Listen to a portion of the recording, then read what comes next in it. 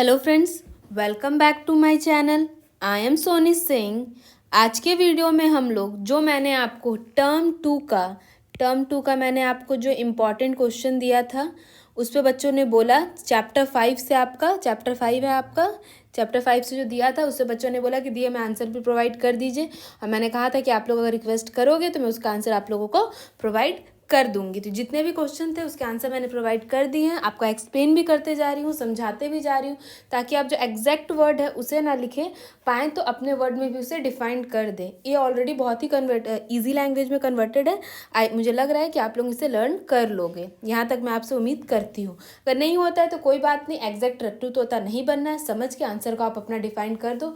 But हाँ, जो मैं वर्ड्स बोलूँगी एग्जैक्ट कुछ सटीक वर्ड्स रहेंगे क्वेश्चन में, वो आपको वो आंसर में लिखना है। और इम्पॉर्टेंट बात, बच्चों लोगों क्या दिया एग्जैक्ट यही क्वेश्चन एग्जाम में आएगा? बाबू, मैं एग्जाम के क्वेश्चन पेपर सेट नहीं कर रही हूँ, ये मेरे एजम्पशंस है कि एग्जाम पॉइंट ऑफ व्यू से चैप्टर बोल रही हूँ, क्वेश्चन इंपॉर्टेंट रखते हैं, प्रीवियस ईयर में आपका आया हुआ, तो मैं आपके एजम्पशन चेक करी। पढ़ना तो आपको सारा है, बस कुछ जो इंपॉर्टेंट टॉपिक होते हैं उन पे आपको ध्यान देने की ज़रूरत है। यहाँ तक क्लियर है? तो आपको जितने बच्चों को ये डाउट है कि दिया आप जो क्वेश्चन दे रही एग्जैक्ट वही एग्जाम में आएगा, तो ऐसा कुछ भी नहीं है। जो इंपॉर्टेंट क्वेश्चन है एग्जाम पॉइंट ऑफ व्यू से वो मैं आप लोगों को दे रही हूँ, ताकि आप उससे पढ़ो, अच्छे से समझो, एग्जाम में अच्छे मार्क्स लेके आओ। देखिए चैप्टर टर्म 2 से और इम्पॉर्टेंट एक बार, टर्म 2 में इस आंसर्स है कि कुछ ऑब्जेक्टिव पूछे, तो उसके लिए भी आपको चैप्टर 5 से मैं दे दूंगी क्वेश्चन। तो यहाँ तक आपको निश्चिंत रहने की ज़रूरत है। तो चलिए, फर्स्ट क्वेश्चन क्या था? What is open economics? Open economics क्या है?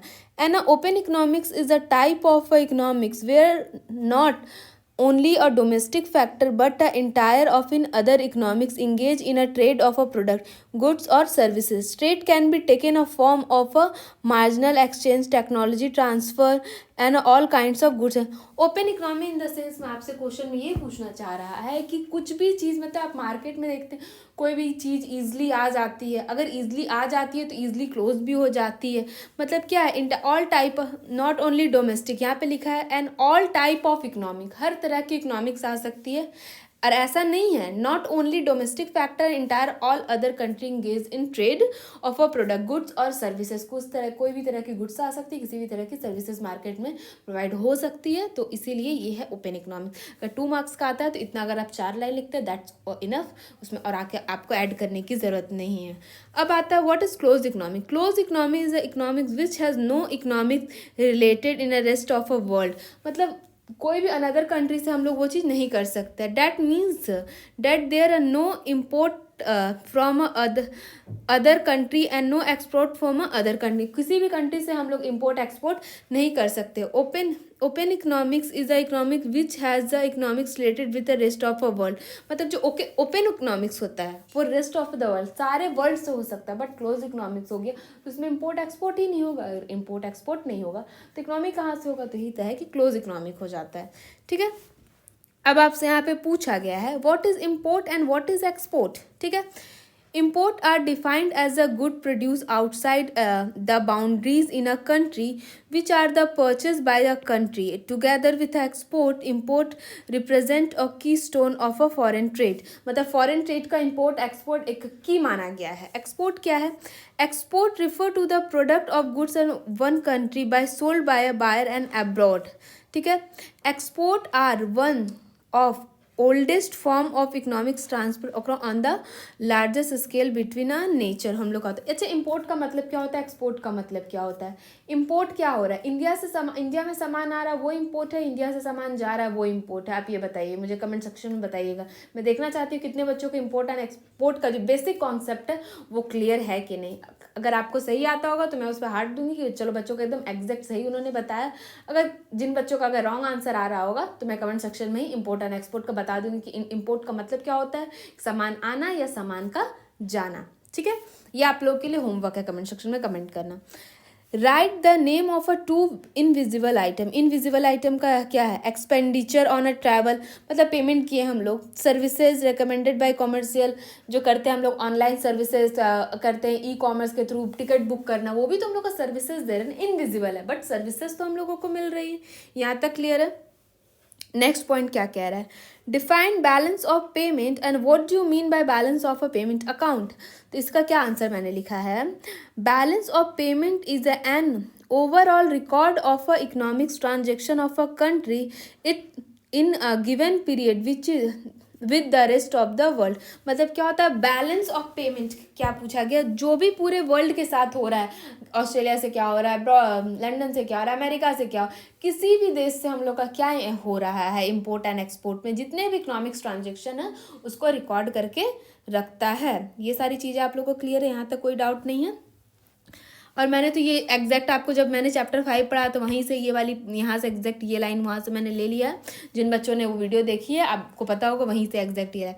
बैलेंस ऑफ अ ट्रेड क्या होता है? Balance of a trade is related to only visible item difference between the value of a total visible export and import of the call and balance of trade.